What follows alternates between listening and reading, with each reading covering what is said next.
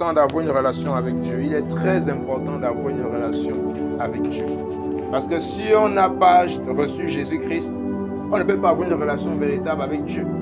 On peut aller à l'église, on peut faire beaucoup de choses, on peut prier, on peut chanter, on peut louer, on peut adorer et ne pas avoir une relation avec Dieu. Chanter ne veut pas dire qu'on a une relation avec Dieu. Prier ne veut pas dire qu'on a une relation avec Dieu. Aller à l'église ne veut pas dire qu'on a une relation avec Dieu. Hein? Parce que même les gens qui dorment dans les cimetières, les gens qui vont la nuit, vont à l'église le dimanche. Même les gens qui sortent en vampire la nuit, pendant que tout le monde dort, ils sortent en vampire. Ils vont aux États-Unis, ils vont au Canada, mais dimanche matin, ils sont à l'église. Est-ce que ces personnes ont une relation avec Dieu? Non. Ils ne peuvent pas avoir une relation avec Dieu parce qu'ils font ce qui est contre la volonté de Dieu. Donc, comprendre que pour avoir une relation véritable avec Dieu, il faut au préalable accepter Jésus-Christ dans sa vie. Jean 3,16. Dieu a tellement aimé le monde qu'il a donné son Fils, afin que quiconque croit ne périsse point, mais qu'il ait la vie éternelle. Donc on ne peut pas avoir la vie éternelle si on n'a pas une relation avec Dieu. Et la relation avec Dieu vient du fait d'accepter Jésus, de recevoir Jésus-Christ dans notre vie. Et on parle plus ou moins de quoi? De la nouvelle naissance. On vous a parlé de ça, non? La nouvelle naissance. Naître de nouveau. La rencontre de Jésus avec Nicodème dans Jean 3. Jésus va dire à Nicodème, je te le dis en vérité, si un homme ne naît de nouveau, il ne peut voir le royaume de cieux. Donc naître de nouveau ici, au fait, c'est avoir une relation parce qu'au départ, nous sommes séparés de Dieu. Comme Paul nous dit dans Romains là-bas. Paul va nous dire dans Romains, je crois Romains quelque chose là-bas, je crois si c'est Romains 6 ou 5. Il va dire, car comme par un seul homme le péché est rentré dans le monde, et par le péché, la mort a suivi, et la mort a frappé tous les êtres humains, car tous ont péché. Et puis, je crois c'est Romains 6 ou 5, il va dire au verset 23 que car tous les hommes ont péché et sont privés de la gloire de Dieu. Être privé de la gloire de Dieu ici, c'est être séparé de Dieu. Être privé de la gloire de Dieu, c'est être séparé de la vie éternelle. C'est que la vie que Dieu avait préparée pour l'homme depuis le jardin d'Éden, l'homme a perdu cette gloire. Vous avez entendu parler d'Adam et Ève, non? De ce qu'ils ont fait dans le jardin. Qu'est-ce qu'ils ont fait dans le jardin? Ils ont désobéi en un mot à ce que le Seigneur avait dit. Qu'est-ce que le Seigneur avait dit à Adam et Ève? Qui peut me répondre? Qu'est-ce que Dieu avait dit?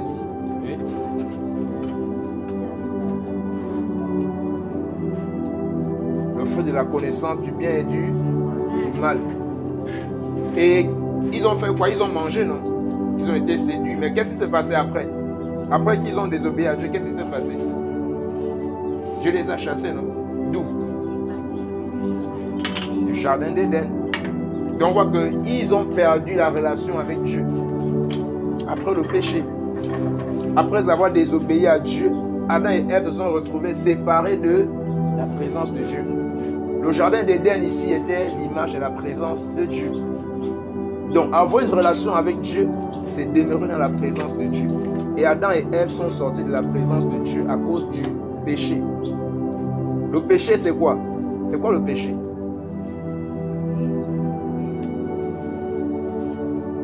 Oui.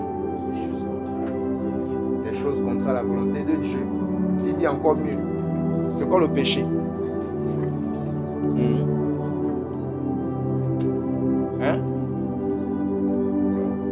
C'est quoi le péché?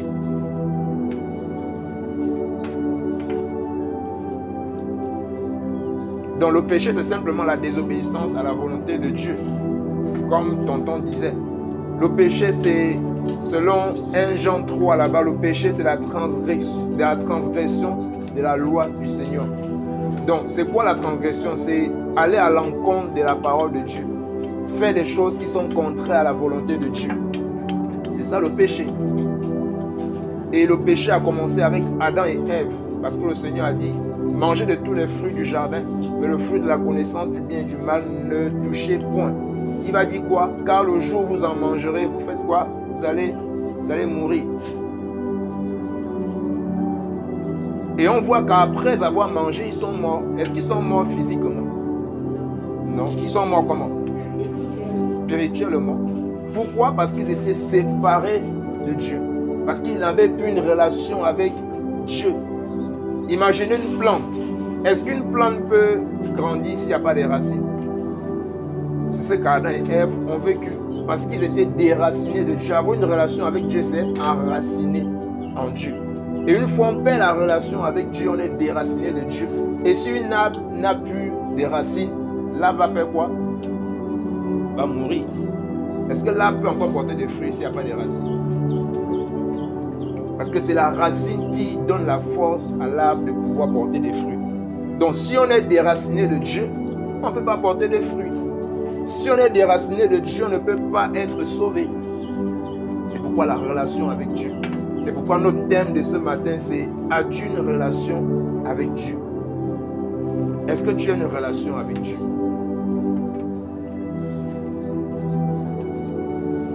C'est ça, hein? Il faut qu'on puisse avoir une relation avec Dieu.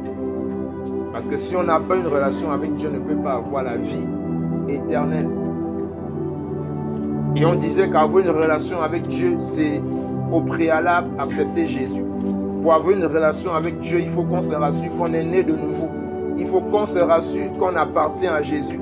Il faut qu'on se rassure qu'on est des enfants de Dieu. Il faut qu'on se rassure que notre nom est écrit dans le livre de vie. Il faut qu'on se rassure que quand Dieu regarde ses enfants, quand Dieu regarde parmi ses enfants, il nous voit. Qui savait qu'on n'était pas tous ses enfants de Dieu? Qui savait ici qu'on n'est pas tous ses enfants de Dieu? Levez les mains ceux qui savent qu'on n'est pas tous enfants de Dieu. Qui sait qu'on est tous enfants de Dieu? Qui sait? Levez bien les mains, je veux voir. Levez bien les doigts. Ceux qui disent qu'on est tous enfants de Dieu. D'accord. Ceux qui disent qu'on n'est pas tous enfants de Dieu. C'est qui?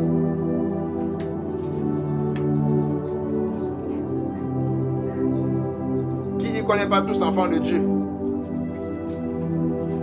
2 personnes seulement. D'accord. Alors pourquoi vous dites qu'on n'est pas tous enfants de Dieu?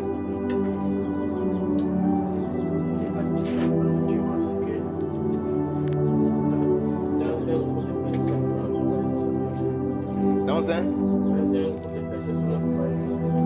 le monde ne peut pas être sauvé. C'est pourquoi tu dis qu'on n'est pas tous enfants de Dieu. D'accord. Qui dit qu'on est tous enfants? Ceux qui ont levé la main, qu'on est tous enfants de Dieu là. Expliquez-nous. Pourquoi tu dis qu'on est tous enfants de Dieu? Parle comme les autres vont comprendre.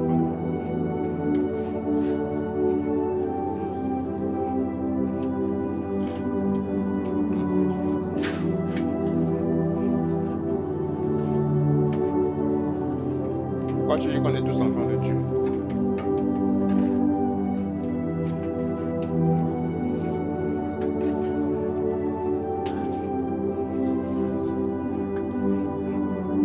Pourquoi tu dis qu'on est tous enfants de Dieu?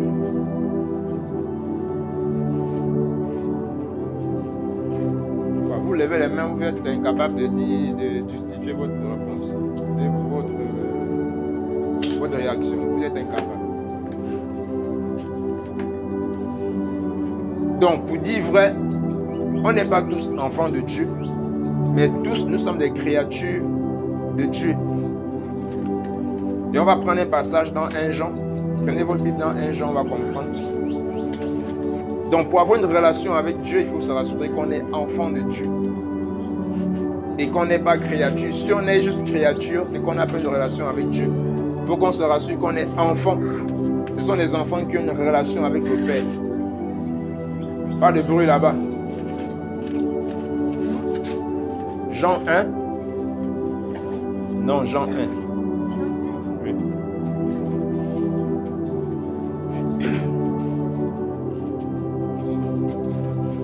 Jean 1 à partir du verset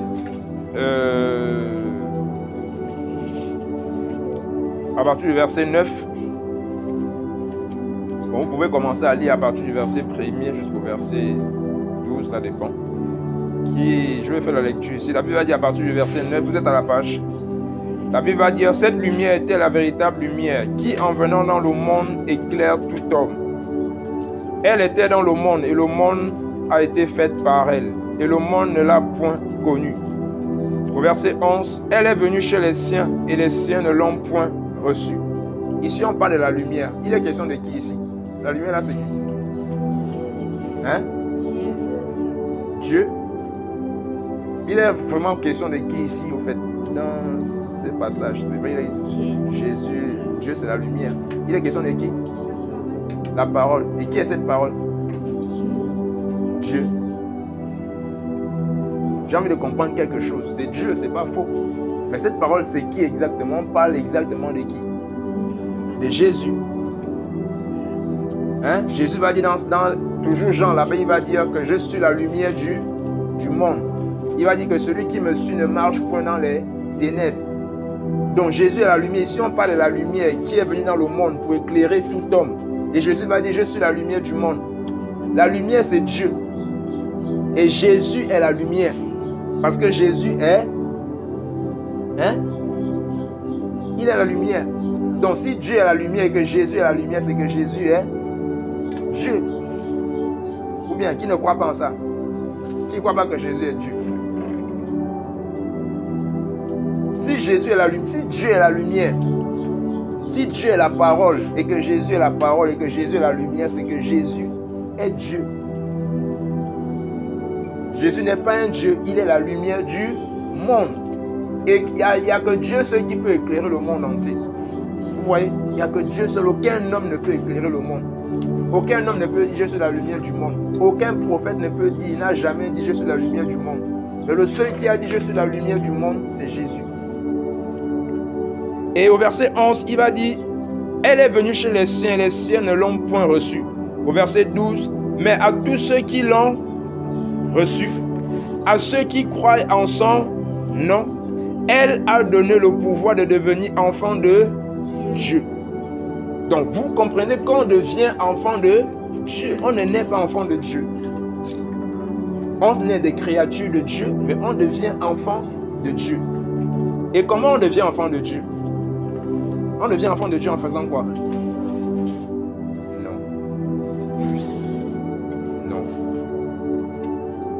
On ne devient pas enfant de Dieu en respectant la parole ou bien en étant soumis à la parole. Non. Lisez le verset 12. Vous allez comprendre comment on devient enfant de Dieu.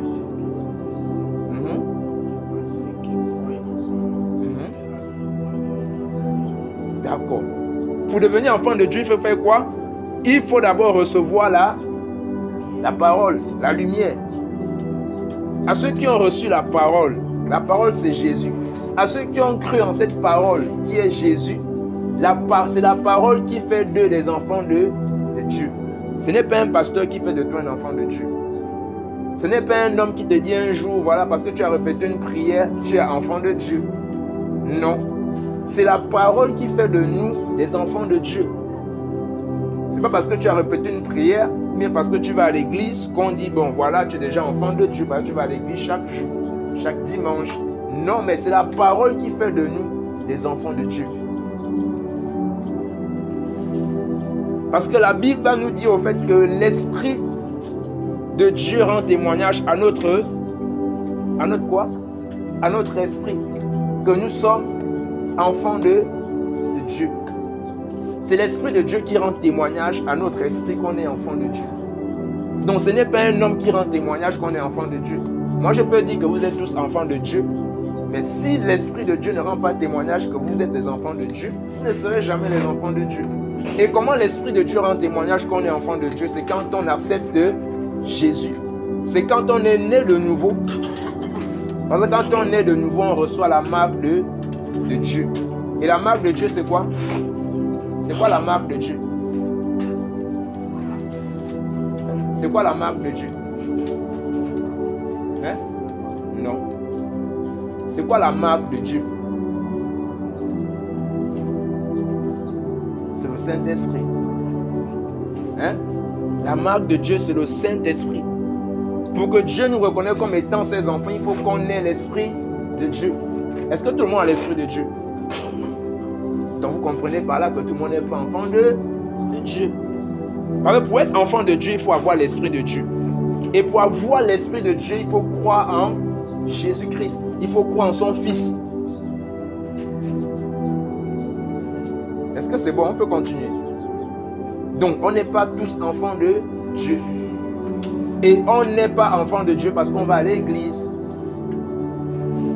C'est la parole qui fait de nous des enfants de Dieu. Et cette parole, c'est Jésus.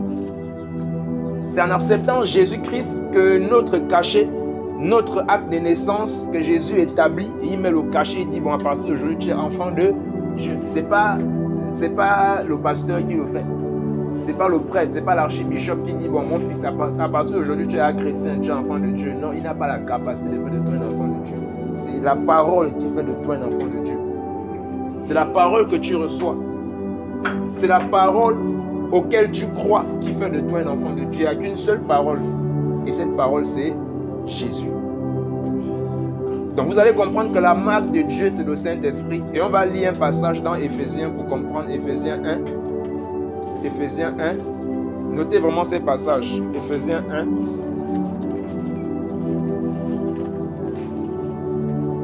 1. Éphésiens 1, verset 13. Vous allez comprendre que Dieu a sa marque. Hein? Dieu a sa marque. Et la marque de Dieu, c'est le Saint-Esprit. Éphésiens 1, à partir du verset 13. On a la page, c'est bon, on peut lire.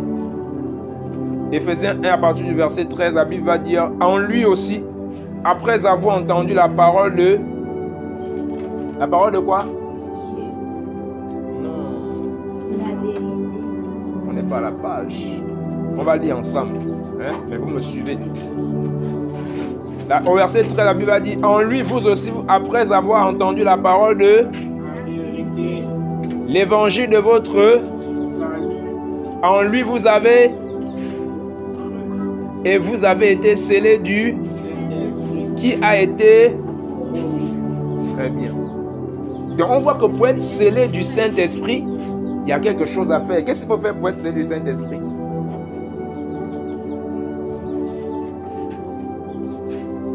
Qu'est-ce qu'il faut faire pour être scellé du Saint-Esprit, même pour recevoir le Saint-Esprit qui fait de nous des enfants de Dieu? Qu'est-ce qu'il faut faire?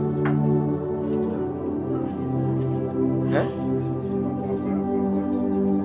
C'est très clair et pourtant dedans là, il va dire en lui, vous aussi après avoir entendu la parole de vérité. La parole de vérité ici c'est qui?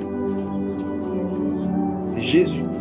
Jésus est la parole de vérité parce que dans Jean 14, 6, Jésus va dire je suis le chemin, je suis la vérité et je suis là. Nous sommes dans Jean 14, 6. Hein? Il va dire je suis le chemin, la vérité et la vie.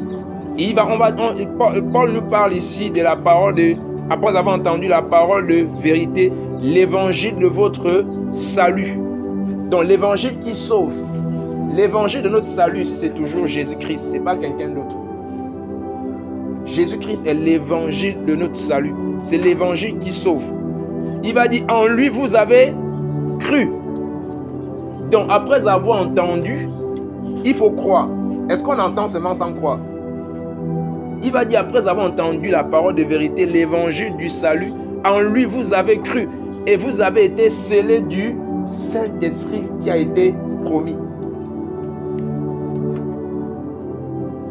Il va dire au verset 14, lequel est le gage de notre héritage pour la rédemption de ceux que Dieu s'est acquis à la louange de sa gloire. Donc vous voyez qu'il faut entendre la parole de vérité, l'évangile du salut. Et il ne faut pas juste entendre, mais il faut croire. Vous avez des personnes aujourd'hui qui ont juste entendu que Jésus les aime, que Jésus est mort à la croix pour eux. Et ils vont à l'église, mais ils n'ont jamais cru en la parole. Ils ont juste entendu l'évangile, ils ont juste entendu parler de Jésus, mais ils n'ont jamais pris une décision de dire à Jésus, Jésus, je te donne ma vie. Ils n'ont jamais consacré leur vie à Jésus. C'est quoi croire en Jésus? C'est consacrer sa vie à Jésus. Vous avez des personnes qui vont à l'église chaque dimanche, qui dorment à l'église, mais qui n'ont jamais consacré leur vie à Jésus. Qui n'ont jamais laissé, qui n'ont jamais dit à Jésus, Jésus, je te laisse être le maître de ma vie. Qui n'ont jamais véritablement cru en Jésus. Croire en Jésus, c'est marcher selon la parole du Seigneur. Croire en Jésus, c'est nous abandonner à lui. Croire en Jésus, c'est vivre comme il veut. C'est ça, croire en Jésus. On a des personnes qui croient en Jésus, qui prétendent croire en Jésus, mais qui ne vivent pas selon que la parole du Seigneur nous demande de vivre. Nous avons des personnes qui disent qu'ils croient en Jésus, mais qui n'ont pas une relation avec Dieu. Donc avoir une relation avec Dieu, c'est croire en Jésus-Christ. Parce que c'est Jésus qui nous donne la capacité d'avoir une relation avec Dieu. La Bible va dire que ce n'est ni par force, ni par puissance, mais c'est par son esprit. Comme ce cantique qui dit, ce n'est ni par la force, ni la puissance, mais par mon esprit, dit le Seigneur. Vous connaissez ça, non? Donc ce n'est ni par force, ni par puissance. Donc on n'a pas une relation avec Dieu par force, ni par puissance, mais c'est par l'Esprit de Dieu. Et pour avoir une relation avec Dieu, il faut qu'on se rassure qu'on a l'Esprit de Dieu. Parce que c'est par l'Esprit de Dieu qu'on est en communion avec Dieu. Parce que quand Dieu nous regarde, il ne voit pas nous, mais il voit en nous son Esprit. Et c'est par l'Esprit de Dieu qu'on peut être en relation avec Dieu. Et pour avoir l'Esprit de Dieu, on disait qu'il faut recevoir la parole et croire en cette parole. Il faut recevoir la parole qui est Jésus et croire en Jésus pour avoir l'Esprit de Dieu. Et quand on a l'Esprit de Dieu, là on peut avoir une communion, une relation avec Dieu. Si on n'a pas accepté Jésus, on ne peut pas avoir une relation avec Dieu. C'est impossible. Si on n'est pas né de nouveau, on ne peut pas avoir une relation avec Dieu. C'est impossible. On peut dire qu'on est en relation avec Dieu, mais Dieu ne nous connaît pas. On peut dire qu'on a Jésus, mais Jésus ne nous connaît pas. Donc c'est très important d'avoir une relation avec Dieu. Et la question qu'on doit se poser, est-ce qu'on a une relation avec Dieu? Est-ce qu'on est des enfants de Dieu? Parce qu'on a compris plus bas là-bas qu'on ne naît pas enfant de Dieu, mais on devient enfant de Dieu. Et nous devons tous devenir enfants de Dieu. Donc la Bible va parler dans Jean là-bas de tous ceux qui l'ont reçu et de tous ceux qui ont cru en son nom. Donc tous ceux qui ont reçu Jésus et tous ceux qui ont cru au nom de Jésus, ce sont ces personnes-là qui deviennent enfants de Dieu. Et avoir une relation avec Dieu ne suffit pas. Le fait de devenir enfant de Dieu ne suffit pas pour avoir une relation avec Dieu. Mais pour avoir une relation avec Dieu, il faut garder. Une relation se garde, non? Hein? Quand on a une relation avec quelqu'un, il faut bien garder la relation. Et comment on peut garder la relation avec quelqu'un? Comment on fait pour garder la relation avec quelqu'un? Je prends l'exemple, vous êtes ici avec maman Georgette. Comment on fait pour garder une bonne relation avec maman Georgette? Très bien. Ou encore, l'obéir. Hein? Faire ce qu'elle nous demande de faire. Respecter maman Georgette. C'est ainsi que tu pourras avoir une bonne relation avec maman Georgette. Mais si tu es impoli, si tu es désobéissant, si tu es rebelle, est-ce que tu pourras avoir une bonne relation avec elle? Non. Donc on peut être l'enfant de maman Georgette et si on n'a pas une bonne relation avec elle, si on ne lui respecte pas, au fait, on ne peut pas avoir une bonne relation avec elle. Donc on peut aussi être enfant de Dieu, mais si on ne respecte pas les paroles de Dieu, on ne peut pas avoir une bonne relation avec Dieu. Adam et Ève avaient une relation avec Dieu, non? Avant d'être chassés du jardin d'Éden. Hein? Ils étaient dans la présence de Dieu. C'était des enfants de Dieu. Mais qu'est-ce qui a fait en sorte que la relation avec Dieu puisse se perdre? À cause du péché. Vous voyez? Donc on comprend qu'on peut être enfant de Dieu. On peut avoir une relation avec Dieu et après perdre la relation qu'on a avec Dieu. C'est pourquoi d'autres personnes vous diront aujourd'hui qu'on ne peut pas perdre le salut. Hein? Vous avez entendu ça? Qu'on ne peut pas perdre le salut. Que le salut, quand on a accepté Jésus, c'est bon. On ne peut plus perdre le salut. Qui a entendu ça? Vous n'avez pas encore entendu ça? Ah, d'accord. Donc, ils vous diront qu'une fois que tu as accepté Jésus, c'est bon. Tu ne peux plus perdre le salut. Or, la Bible va nous dire que le salaire du péché, c'est quoi? C'est la mort.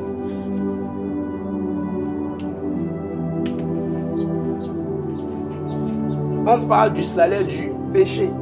Celui qui pêche, c'est celui qui mourra. Mais les gens vous diront au fait que, voilà, si tu peux accepter Jésus, même si tu vis dans le péché, c'est pas grave, tu as accepté Jésus, tu vas au paradis. Non, mais c'est faux. On voit Adam et Ève qui étaient dans la présence de Dieu. Mais à cause du péché, ils sont sortis de la présence de Dieu. À cause du péché, ils ont été chassés du jardin d'Éden. Parce qu'ils ont péché. Nous aussi, on peut être en relation avec Dieu. On peut avoir une bonne relation avec Dieu. Mais si on pratique le péché, ça ne veut pas dire que quand tu es enfant de Dieu, tu ne peux pas pécher. Hein? Tu peux faire des erreurs. On n'est pas parfait. Mais la Bible va dire au fait que si vous avez péché, vous avez un avocat auprès du Père qui est Jésus-Christ. Donc ça veut dire que si tu pêches, il faut aller vers ton Père. Il faut aller demander pardon à Dieu. On a l'image du fils prodigue. Vous avez suivi l'histoire là? Du fils prodigue à qui le Père a partagé des biens, il a partagé l'héritage. Il est parti dans un pays éloigné, il a tout mangé à les prostituées. Voilà. Après il se repentit, il est revenu vers son Père. Et le Père l'a accueilli. Le Père a dit, voici mon fils qui était mort, le voici revenu à la vie. Il était perdu, le voici retrouvé. Donc ça veut dire que même si on a péché, Dieu peut toujours nous pardonner. Le souci c'est de pécher et de demeurer dans ce péché. C'est ça le souci, c'est qui va nous conduire à la mort. Mais si on sait qu'on a péché et qu'on revient vers le Père nous pardonne. Parce que la Bible va dire qu'il est celui qui pardonne généreusement. Donc notre Dieu nous pardonne généreusement.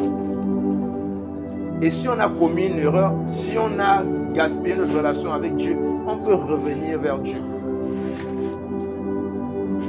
Vous voyez que ce que le fils prodigue a fait, il n'a pas demeuré dans la vie dans laquelle il était. Il a compris qu'il était loin de Dieu.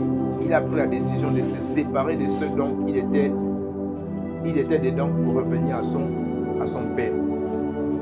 Donc il est très important de ranger notre communion, notre relation avec Dieu et de nous poser la question, est-ce que nous avons une relation avec Dieu? Parce que c'est seule la relation avec Dieu qui pourra nous sauver. C'est seule la relation avec Dieu qui pourra nous donner l'accès au ciel. Donc, tout ne suffit pas d'être enfant de Dieu, mais d'avoir une relation avec Dieu, de garder la relation avec Dieu. Donc, vraiment, c'est quelques paroles que j'avais à cœur de partager avec nous. C'est vrai, je n'avais pas prévu ça, mais c'est venu comme ça. Donc, vraiment, cherchons à avoir une relation avec Dieu pour aller au ciel. Cherchons à avoir une relation avec Dieu pour être sauvés. Cherchons à avoir une relation avec Dieu. Et si nous avons une relation avec Dieu, cherchons à garder la relation avec Dieu. Et j'ai envie de poser la question, je ne sais pas, on a parlé de ça. Comment faire exactement, on va finir par là, comment faire exactement pour garder une bonne relation avec Dieu? Exactement, pour garder une bonne relation avec Dieu, qu'est-ce qu'il faut faire?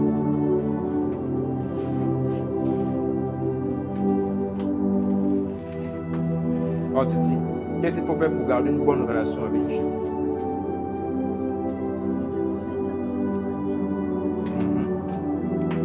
Oui. Ou encore?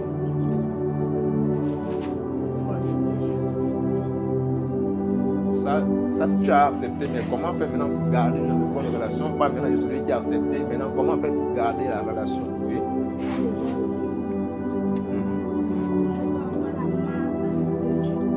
Tu as déjà la marque de Dieu. On parle de celui qui a déjà la marque de Dieu. Maintenant, comment faire pour garder? Parce qu'on a dit qu'on peut avoir la marque de Dieu, on peut accepter Jésus et puis perdre la relation avec Dieu. On a dit ça, non? Comme Adam et Ève dans le jardin d'Éden, ils avaient une relation avec Dieu, mais ils ont perdu la relation. Maintenant, comment faire pour garder la relation, pour ne pas être chassé de la présence de Dieu, pour ne pas perdre la relation qu'on a avec Dieu? Comment faire? Oui. Pratiquer sa parole. C'est bien. Mais pour pratiquer sa parole, est-ce qu'on peut pratiquer quelque chose qu'on ne connaît pas? Josué 1,8 va nous dire quoi?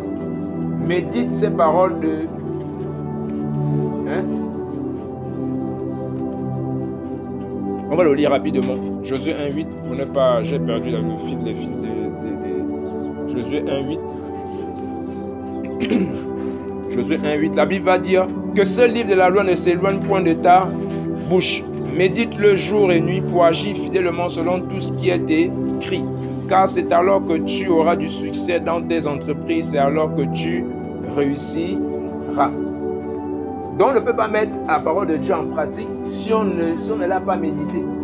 Donc, comment garder une bonne relation avec Dieu? C'est méditer la parole de Dieu. Comment garder une relation avec Dieu? 1 Thessaloniciens 1, 17, là-bas va nous dire, priez sans cesse.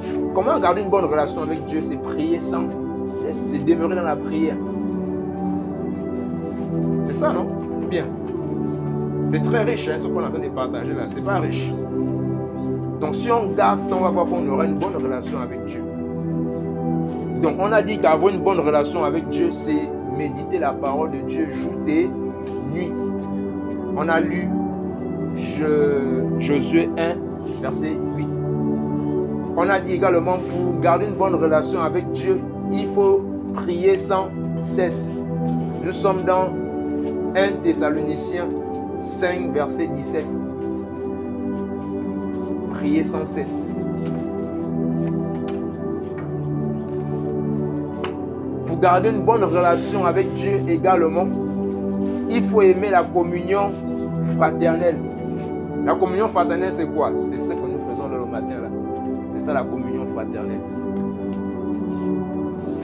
Parce que les apôtres dans Actes 2 là-bas, les Actes 2, on va vous dire que les apôtres persévéraient dans l'enseignement des apôtres. Voilà la communion fraternelle, la fraction des pains. Voilà, et toutes ces choses au fait. Tu vois, ils persévéraient dans la communion fraternelle. Ils étaient tous les jours assidus au temple. Tous les jours, ils se retrouvaient pour prier, pour adorer. Donc la communion fraternelle nous permet de garder la relation avec Dieu. Si on n'a plus de communion fraternelle, si on ne se retrouve plus avec les frères pour prier, pour partager la parole, on ne va pas garder une bonne relation avec Dieu. Ou bien, c'est vrai ou c'est faux? Donc il faut qu'on se retrouve chaque dimanche comme ça ici, partager la parole, prier ensemble, hein, pour garder la relation avec Dieu.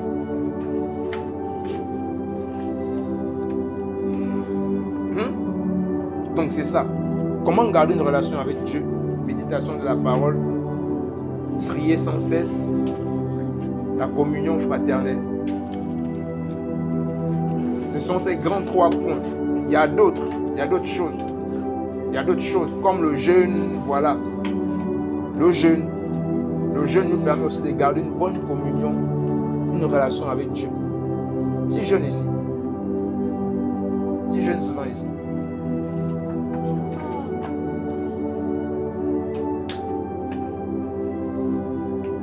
Le jeûne fait partie des clés, voilà, pour garder une bonne relation avec Dieu. Le jeûne aussi, c'est bien. Parce que le jeûne a pour but de tuer la chair. Le jeûne a pour but de mortifier la chair. Le jeûne a pour but de faire taire les œuvres de la chair, ce que la chair aime là. Donc le jeûne vient pour casser ces choses, pour empêcher à ces choses d'agir en toi. Le jeûne vient diminuer la force de la chair. C'est pourquoi il est important de jeûner pour garder la relation avec Dieu. Donc il y a beaucoup de points. La relation avec Dieu. La relation avec Dieu, c'est très important. C'est très très important. Parce que si on n'a pas une relation, et Jésus revient, comme on disait, Jésus revient, et il ne revient pas pour chercher des religieux. Il revient pour chercher des personnes qui ont une relation avec lui. Vous avez compris? C'est pourquoi vous allez lire un passage dans Matthieu 25. Vous avez entendu parler du parabole des 10 vierges, non? Hein? Vous voyez que dans 10 vierges, dans la parole des 10 vierges, on nous parle des 10 vierges. Mais après, on va nous dire que 5 étaient folles et 5 étaient sages. Donc, les 5 qui étaient sages, c'est celles qui avaient une relation avec Dieu. Mais les 5 qui étaient folles n'avaient pas de relation avec Dieu. C'était juste des religieux. C'était des personnes qui priaient, qui chantaient, qui sautaient, qui s'amusaient, qui allaient à l'église chaque dimanche, qui étaient dans les groupes chambres, les groupes de sécurité, les groupes d'intercession, mais qui n'avaient pas une relation avec Dieu. Mais elles allaient à l'église. Elles s'assemblaient avec les frères. Elles priaient, mais elles n'avaient pas une relation avec Dieu. Mais les sages avaient une relation avec Dieu. Et la question ce matin qu'on doit se poser, est-ce que nous avons une relation avec Dieu? Pour ne pas être comme les vierges folles qui sont restées. Parce que rester ici sur le fait, c'est l'image du retour du Seigneur. Quand Jésus reviendra, est-ce que tu vas faire partie des vierges sages, celles qui avaient une relation avec Dieu, ou tu vas faire partie des vierges folles qui n'avaient pas une relation avec Dieu, mais quoi qu'elles avaient accepté Jésus, quoi qu'elles étaient nées de nouveau, quoi qu'elles avaient reçu la parole, mais elles n'avaient pas une relation avec Dieu. Et on disait qu'on peut accepter Jésus, on peut avoir la marque de Dieu qui est le Saint-Esprit, on peut recevoir la parole, on peut naître de nouveau sans avoir une relation avec Dieu. Donc, est-ce que nous avons une relation avec Dieu? Cherchons à être comme des vierges sages et non comme des vierges folles, pour être prêts quand Jésus reviendra chercher ses enfants. Pas sa créature, mais ses enfants. Et rassurons-nous que nous sommes les enfants de Dieu. Et on a vu ce qu'il faut faire pour être enfant de Dieu. On a vu comment on devient enfant de Dieu. Donc rassure-toi que tu es enfant de Dieu et que tu as une relation avec Dieu. Parce que Jésus revient chercher c'est ça, non, David? D'accord. Donc c'était simplement ces passages-là pour nous encourager. Et vraiment méditer encore sur ça. Méditer encore sur ça. Et je crois que si dimanche prochain, le Seigneur fait grâce, on va revenir partager encore sur le même thème. On va creuser encore plus. Donc faites des recherches par rapport à ça, par rapport à la relation avec Dieu. Faites vos recherches. Trouvez des passages, trouvez des mots par rapport à la relation avec Dieu. Et on pourra partager sur ça dimanche prochain si le Seigneur fait grâce. Que celui qui a les oreilles pour entendre, qu'il entende. Amen.